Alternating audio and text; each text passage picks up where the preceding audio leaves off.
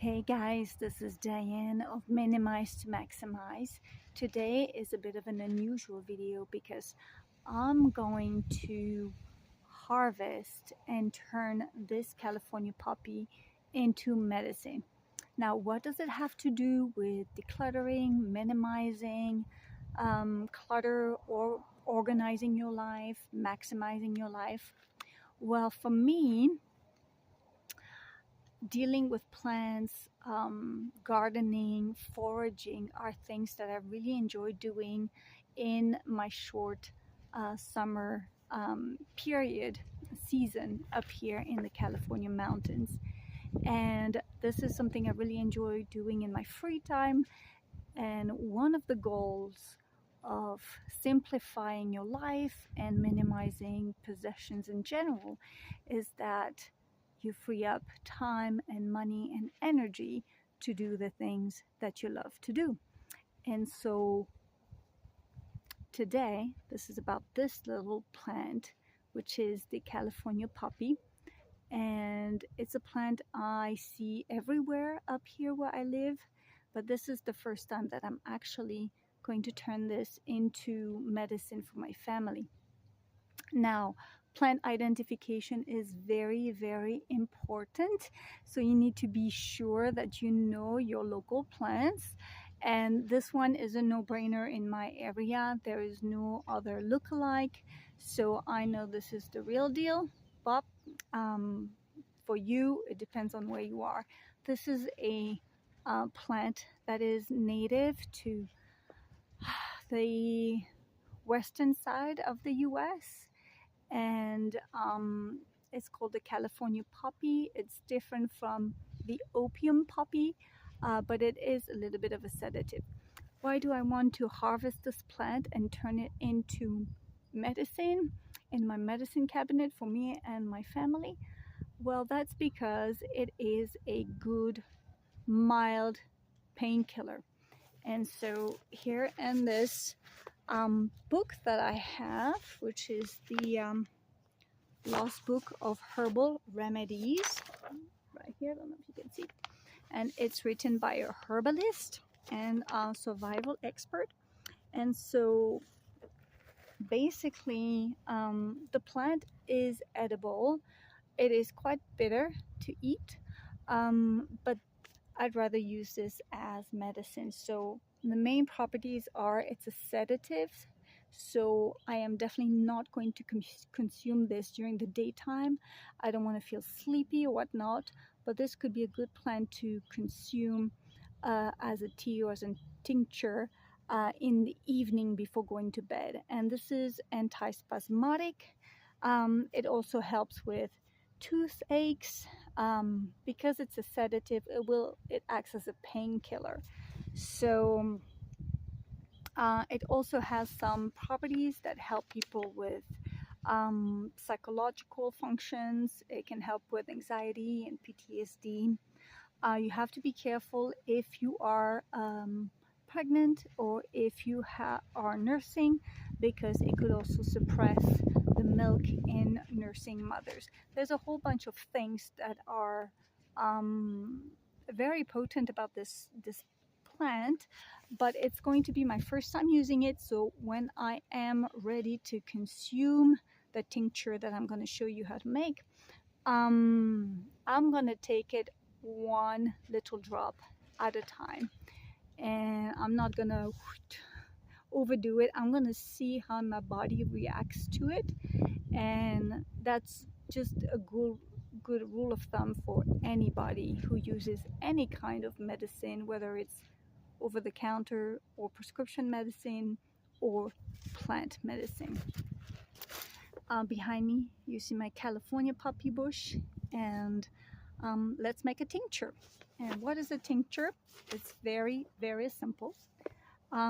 It is a form of extracting the compounds of a plant and to keep the compounds in alcohol, and that will keep the compounds active for a long time. Whereas if I use this fresh, well, eventually it's going to, disintegrate, you know. So if I want to preserve the compounds, I'm going to preserve it in alcohol, which here I have 80 proof vodka. Ideally you use 100 proof vodka, but I don't have that, so 80 proof vodka is something you can find at any store. And once again, this is for medicinal purposes. It's not like shots of vodka that I'm going to do. It's just going to be a few drops from a dropper once the medicine is ready. So to do that, I need my fresh flowers right here, and I need a clean glass jar with a lid. I've actually repurposed a peanut butter jar. Why not? It's available. I do happen to have a wide mouth piece like this. It's just easier to put your plant matter in it, and I'm going to use the fresh plant. And based on this herbalist book, it says that the entire plant you can consume. So I'm going to take the stems, the flowers, the leaves, and apparently the roots are also edible, but I am not going to deal with the roots because I would need to wash it and all of that. But apparently the roots are pretty potent as well. So whilst it is from the poppy family, it is very, very different, and it's not narcotic like some poppy species, and it's not psychoactive either. Oh, my little cat is saying hello. You want to say hi, honey? This is my little cat, Miss Lila. Are you going to help me with the plants? She's a new baby. She's adorable. Okay, poppies are not good for cats, so no California poppy tincture for you. I just need a pair of scissors and off I go. I'm going to take a bundle like this, and I'm just going to put it in my jar. I'm just going to chop it roughly.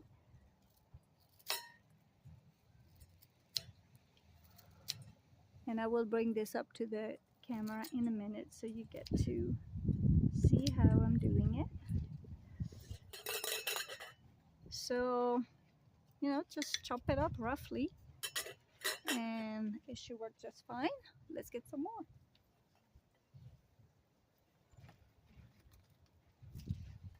There you go. I do not want this plant in there, so same thing, I'm going to chop it up and it's going to fall in my glass jar. Oop. Stem and all, leaves, flowers, everything.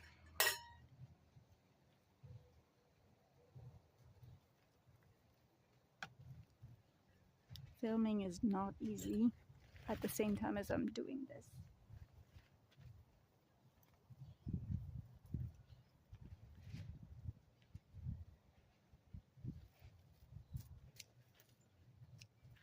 Here's another batch.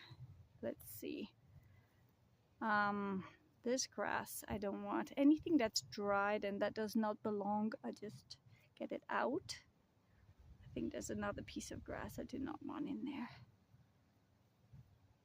Now some grasses are edible and you can actually juice them, but that is not something that I do myself. So I've got this little bundle, and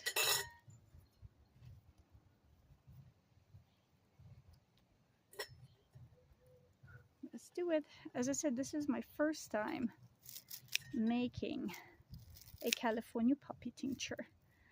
What I have been doing actually the last couple of years is that I've made wild lettuce tincture for a very mild painkiller, and I usually put the tincture in a spray bottle and I just spray my local area. Like if I have a back pain, which I am kind of subject to, I would just spray the tincture directly on the area. But the thing about tinctures is that you can actually ingest it, but as I said, it's not a shot. It's just a few drops or a drop of full. You know those little droppers? They usually glass little droppers like that. Just a few drops. Start small and see how your body reacts. Okay, this is getting a little full, but I'm going to add a little bit more. I do not want to pack it too much because I want to have enough room for the vodka to fill up the rest of the space. Let's see. Nice. I am amazed at how much I have in my yard.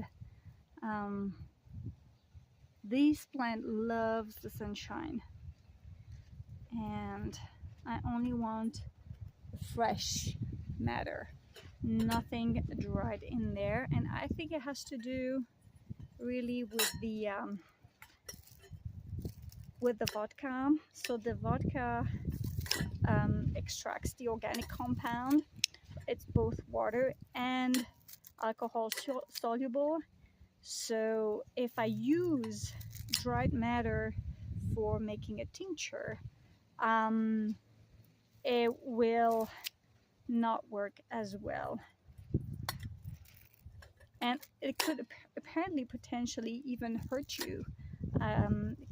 It could be a little damaging to use dry matter for tinctures. However, I can use some of these poppy plants, and I can dry them up and use them as teas, which is what I'm going to do as well. Once again, I'm experimenting with this plant for the very first time, and you can see what this is looking like. Hop. That looks so pretty. There you go. So let me just shake it so it's equally in the jar. There you go. And the last part of this process, very easy. You can see my flowers, my stems. I'm going to add the 80 proof vodka. I am not a vodka drinker, not my drink, but it is very helpful to have to make tinctures. So it's going down, down, down. It looks like I have a little bit more room for more plant matter.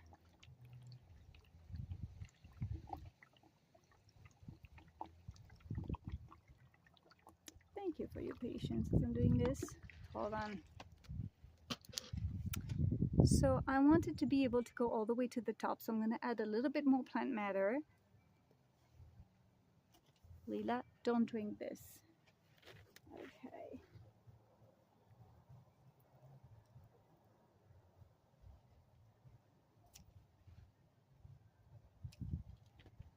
Okay, just adding a little bit more. My cat is very intrigued.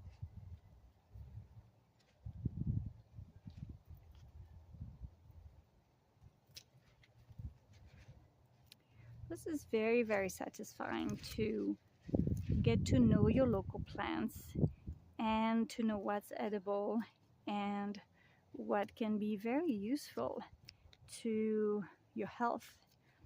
And there are some plants that are very easy to find that are absolutely fabulous. I have a video of me.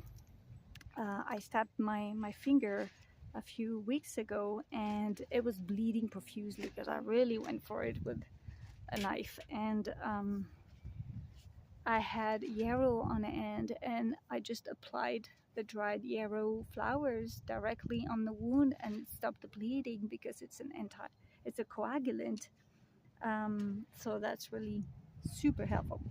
Okay, I have more plant matter, but now I'm going to bring this vodka up to the top. There you go. Just want to bring it all the way to the top, and because I don't want to have any kind of air I don't know if you can see it. This is full. This is really, really pretty to look at. And now I'm going to close it. And nature is going to do its thing. Oops, spilled a little bit because I'm human.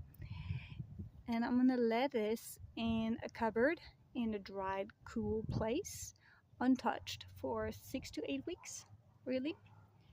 And after that, I will strain it, and I will be able to use it.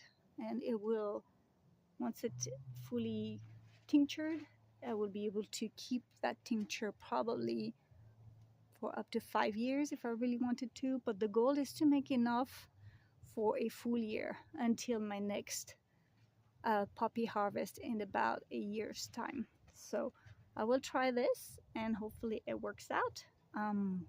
I follow people who forage food, who turn it into medicine or who consume it, and they've had good things to say about the California poppy as a painkiller and also to help with nervousness and anxiety in general.